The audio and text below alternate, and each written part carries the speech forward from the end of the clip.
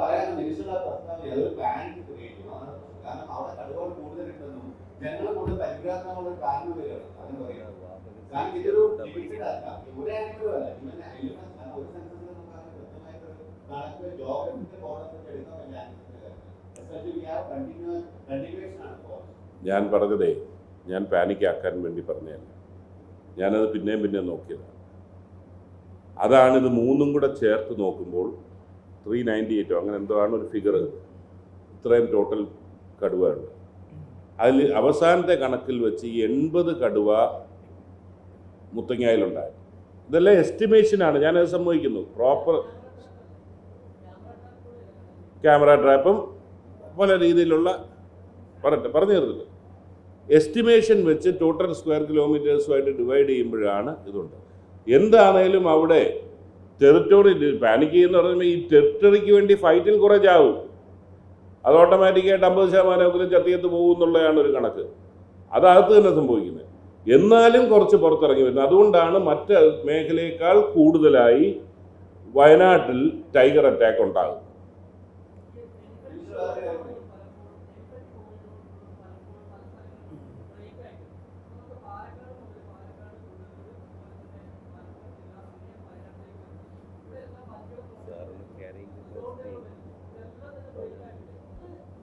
ഞാനൊന്ന് പറഞ്ഞിട്ട് അത് അഡ്രസ്സ് ചെയ്യാൻ ഞാൻ പറഞ്ഞത്, നമ്മൾ ഈ റിസോർട്ടുകളൊക്കെ വരുന്നു, പക്ഷെ വനത്തിനകത്തൊന്നും ആ നിലയിലേക്ക് വന്നതായിട്ടില്ല. പ്ലാന്റേഷനും പുതിയതായിട്ട് ഇവിടെ 77-ന് ശേഷം ഒന്നും പ്ലാന്റേഷനൊന്നും അതിൻ്റെ വസ്തുത പരിശോധിക്കേണ്ട വിഷയമാണ്. പക്ഷേ ഞാൻ പറയട്ടെ, ഇപ്പോൾ ചൂരൽ മല സംഭവിച്ചു, അവിടുന്ന് നിലമ്പൂരേക്കുള്ള ആനത്താര നഷ്ടപ്പെട്ടു. അതിനെക്കുറിച്ച് റിപ്പോർട്ട് നേരത്തെ തന്നെ ഉണ്ടായിരുന്നു. അതുകൊണ്ട് മേപ്പാടി അടക്കമുള്ള പ്രദേശങ്ങളിൽ മുൻപ് ശല്യം ഇല്ലാന്നിടത്ത് ശല്യം ഉണ്ടാകുമെന്ന് പറഞ്ഞ് അതാണ് കഴിഞ്ഞ ആഴ്ച ഒരു മരണത്തിലേക്ക് എത്തിച്ചത്. അത് നമുക്ക് റിസ്റ്റോർ ചെയ്തേ പറ്റൂ.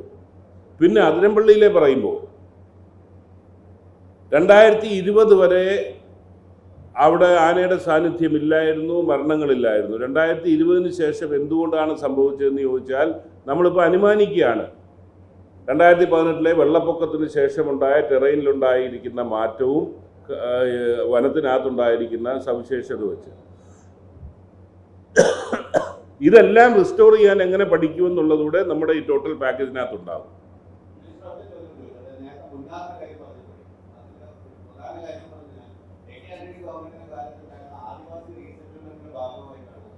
പല ഭാഗത്തുള്ള ആദിവാസി കുടുംബങ്ങളെ കൊണ്ടുപോയിട്ട് ആനക്കാരുകളുടെ താമസിക്കുന്നത് ബ്ലോക്ക് ചെയ്തു. ഒരു സൈഡിൽ ആനകൾക്ക് ഡാമാണ്, ഇപ്പോഴത്തെ ഈ ട്രൈബൽ സെറ്റിൽമെന്റ് ആണ്. അതിനിടയിലാണ് വലിയ തോതിൽ വലിയ റിസോർട്ട് മാഫിയകൾ കൈവരിയിട്ടുള്ള തൊട്ടുപറയുള്ള സ്ഥലങ്ങൾ. അത് എങ്ങനെ നമ്മൾ റിക്കവർ എന്ന് പറയുന്നത്? അല്ല, ഞാൻ പറഞ്ഞതേ, ഞാൻ ചില ഉദാഹരണങ്ങൾ, ഞാൻ 18 ദിവസം ആയതേ ഉള്ളൂ, ഇന്ന് 18-ാം ദിവസമാണ്. അന്നേരം എൻ്റെ ഈ 18 ദിവസം കൊണ്ട് കിട്ടിയ അറിവ് വെച്ചുകൊണ്ടുള്ള കാര്യങ്ങൾ ഒരു 100-ഡേ പ്രോഗ്രാമാണ് ഞാൻ പറഞ്ഞത്. ഇതിനകം തന്നെ ആർലം ഫാം, അത് എനിക്ക് അവിടെ നിന്ന് കിട്ടിയത് ഏത് സമയത്തും അവിടെ ഒരു പ്രശ്നം ഉണ്ടാവും. അതിനും കാരണം ഇതാണ്. ഇതിൻ്റെ ഒരുപക്ഷെ ആപത്ത് കാണാതെ ഏത് കാലഘട്ടത്തിൽ ഫാമിൻ്റെയും വനത്തിൻ്റെ ഇടയ്ക്കാണ് ആർലത്തിലെ റീസെറ്റിൽമെൻറ്റ്. പ്രത്യേകിച്ച് ഈ ഫാമിലെ കൃഷിയുടെ അതിന് ആനയ്ക്ക് ഏറ്റവും ഇഷ്ടമുള്ള കൃഷി കിടക്കുമ്പോൾ ആന എവിടെ വരും? ഇതെല്ലാം അഡ്രസ്സ് ചെയ്യാൻ നോക്കുകയാണ്. അന്നേരം ഏതെങ്കിലുമൊക്കെ കാലഘട്ടത്തിൽ ഒരു വ്യക്തിയുടെ പേര് പറഞ്ഞല്ലല്ലോ, ഇതെല്ലാം കണ്ടിന്യൂസ് പ്രോസസ്സായി നടന്നതിൻ്റെ പ്രശ്നങ്ങളാണ്. പിന്നെ ഇന്നലെ തന്നെ ഫോറസ്റ്റ് വിജിലൻസിന് ഒരു നിർദ്ദേശം കൊടുത്ത് എനിക്കൊരു വിവരം കിട്ടി. ഈ റിസോർട്ടുകളുടെ പരിസരത്തും അല്ലെങ്കിൽ ടൂറിസവുമായി ബന്ധപ്പെട്ട് രാത്രി ഈ മൃഗങ്ങളെ കാണാൻ വേണ്ടി ഉപ്പ് വെച്ച് കൊടുക്കുന്നു. എന്നെ ഉപ്പ് ഇഷ്ടപ്പെടുന്ന മൃഗങ്ങൾ അങ്ങോട്ട് വരുന്നുണ്ട്. വിജിലൻസ് അന്വേഷിക്കാൻ ഞാൻ പറഞ്ഞിട്ടുണ്ട്.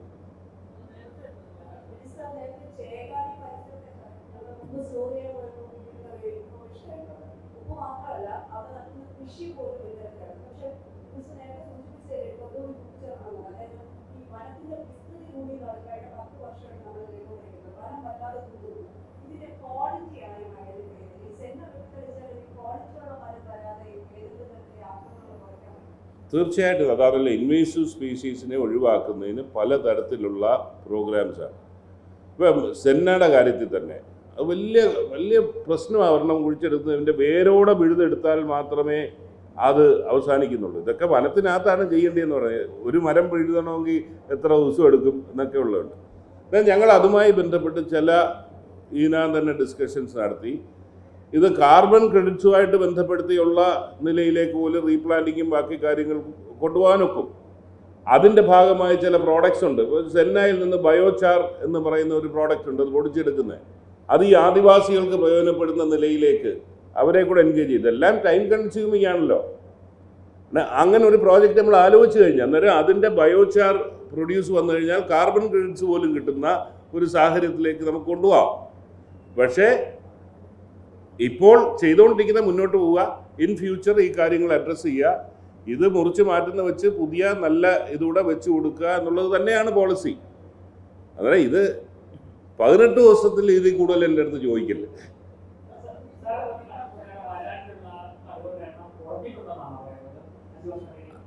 അത് ഈ ട്രാൻസിൻ്റെ ഇതായതുകൊണ്ടാണ്.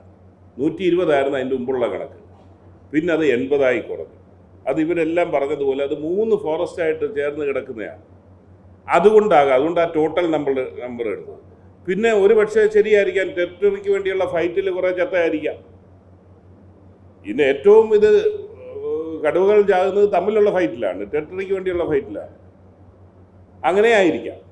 എന്തായാലും 120 80 കുറഞ്ഞു രണ്ടാമത്തെ ഘട്ടത്തിൽ.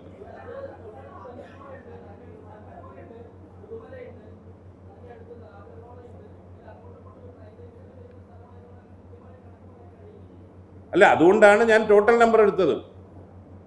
ടോട്ടൽ നമ്പർ നമ്മുടെ കയ്യിലുള്ള ഡേറ്റ വെച്ച് എടുത്താണ് ഞാൻ പറഞ്ഞത്. എന്ന് പറഞ്ഞാൽ വയനാടുള്ളതുപോലെ ടൈഗർ അറ്റാക്ക് വേറെ എങ്ങും ഇല്ലല്ലോ. എന്തുകൊണ്ട് പെരിയാറിലില്ല? പെരിയാറാണ് ടൈഗർ റിസർവ്. പെരിയാറും പറമ്പിക്കുളേ ഉള്ളൂ ടൈഗർ റിസർവ്. അവിടെ അല്ല ടൈഗറിൻ്റെ ശല്യം ഉള്ളത്. ടൈഗറിൻ്റെ ശല്യം ഉള്ളത് വയനാട്ടിലാണ് ഏറ്റവും കൂടുതലായിട്ടുള്ളത്. അതെന്താണെന്ന് ചോദിച്ചത്.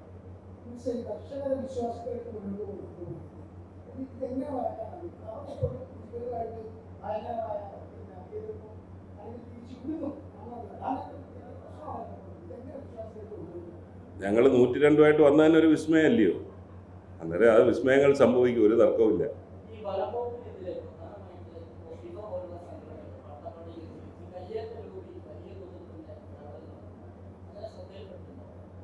അല്ല, എനിക്ക് ഈ കയ്യേറ്റ ലോബി എന്ന് പറയുന്നത് ഏതാണെന്ന് എനിക്കറിയില്ല. കുടിയേറ്റക്കാരെ കുറിച്ചാണ് ഞാൻ പറഞ്ഞത്. കുടിയേറ്റക്കാരെ സംബന്ധിച്ചിടത്തോളം അവരെ വിശ്വാസത്തിലുണ്ട്. കയ്യേറ്റം അനുവദിക്കുന്ന പ്രശ്നമില്ല, അത് വളരെ ക്ലിയറാണ്. കയ്യേറ്റം അനുവദിക്കത്തില്ല, കുടിയേറ്റക്കാരെ നമ്മൾ അവരുമായിട്ട് സഹകരിക്കും. ഓക്കെ,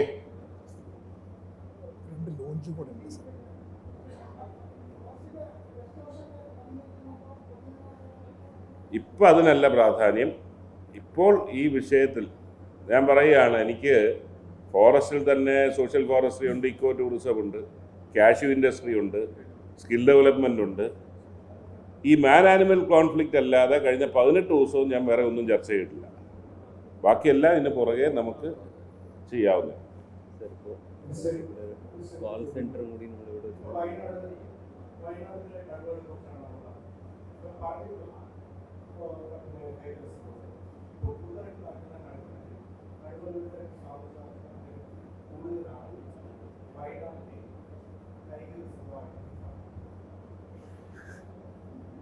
നമുക്കത് ചർച്ച ചെയ്യേണ്ടതാണ്. അല്ല, നമുക്കത് ചർച്ച ചെയ്യേണ്ടതാണ്. ഇപ്പം ടൈഗർ റിസർവ് എന്ന് പ്രഖ്യാപിക്കണമെന്ന് പറയുമ്പോൾ തന്നെ അവിടുത്തെ ജനങ്ങൾ അതിനെ എതിർക്കുന്നവരുണ്ട്. ഒത്തിരി റെസ്ട്രിക്ഷൻസ് കൂടുതൽ വരും എന്നുള്ളതൊക്കെയുള്ള വിഷയങ്ങൾ. അന്നേരം അത് നമുക്ക് പഠിച്ചിട്ട് നമുക്കിതിൻ്റെ ആദ്യം ഈ ക്യാരിയിങ് കപ്പാസിറ്റി ഒന്ന് വരട്ടെ. നമ്മൾ ഈ തർക്കിച്ച വിഷയം ശരിയാണോ ഇല്ലയോ എന്നൊക്കെ അന്നേരം അറിയാമല്ലോ. ക്യാരിയിങ് കപ്പാസിറ്റി പറഞ്ഞാൽ നമുക്ക് ട്രാൻസ്ലൊക്കേറ്റ് ചെയ്യാൻ പറ്റുമെന്ന് നോക്കണം, കൂടുതലാണെങ്കിൽ ചെയ്യണം. ഇനി അത് അഡ്രസ്സ് ചെയ്യാതെ പോകാനൊക്കത്തില്ല. കാരണം വയനാടിന് ഫസ്റ്റ് പ്രിഫറൻസ് പ്രയോറിറ്റിയാണ്. കാരണം because of the gravity of the situation വയനാടിന് പ്രയോറിറ്റിയാണ്. അതുപോലെ ആർലം ഫാം കഴിഞ്ഞ ദിവസം ഞങ്ങൾ ബഹുമാനപ്പെട്ട സണ്ണി ജോസഫ് മന്ത്രി അടക്കം എല്ലാവരും കൂടെ ചേർന്ന് വളരെ സീരിയസ് ആയിട്ടുള്ള ഇത് ചെയ്തു. അന്നേരം ഹൈക്കോടതി തന്നെ പറഞ്ഞ് അത് ഫോറസ്റ്റ് ഡിപ്പാർട്ട്മെൻറ്റിൻ്റെ failure, it's a failure of governance എന്നാണ് പറഞ്ഞത്. എന്ന് പറഞ്ഞാൽ വീട്ടിൽ പൈപ്പില്ലാത്തതുകൊണ്ട്, കുടിവെള്ളം ഇല്ലാത്തതുകൊണ്ട് കുടിവെള്ളം എടുക്കാൻ ആദിവാസി പുഴയിലേക്ക് പോകേണ്ടി വരും. അവിടെ വെച്ച് ആന ചവിട്ടിക്കൊല്ലുന്നു. അങ്ങനെ ഒത്തിരി പ്രശ്നങ്ങൾ അവിടെ ഉണ്ട്. അതെല്ലാം ഞങ്ങൾ സീരിയസ് ആയിട്ട് അഡ്രസ്സ് ചെയ്തിട്ടുണ്ട്. അതുപോലെ കോതമംഗലം, ഞാൻ തിങ്കളാഴ്ച ഉദ്യോഗസ്ഥരുമായിട്ട് പോവുകയാണ്, കോതമംഗലത്തേക്ക് പോവുകയാണ്.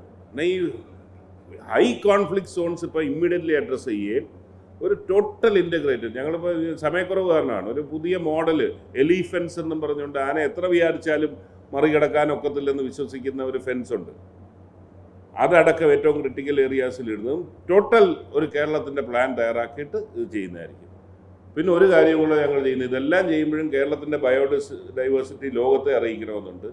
അതുകൊണ്ട് ഫിലിം ഫെസ്റ്റിവൽ നമ്മൾ കേരളത്തിൽ നടക്കുന്ന ഇൻ്റർനാഷണൽ ഫിലിം ഫെസ്റ്റിവൽ നടത്തുന്നത് പോലെ ഈ ഒക്ടോബർ മുതൽ wildlife photography and wildlife film festival ഒരു ഇൻ്റർനാഷണൽ തലത്തിലേക്കുള്ളത് ഫോറസ്റ്റ് ഡിപ്പാർട്ട്മെൻറ്റ് ആരംഭിക്കുന്നതായിരിക്കും. Okay, thank U.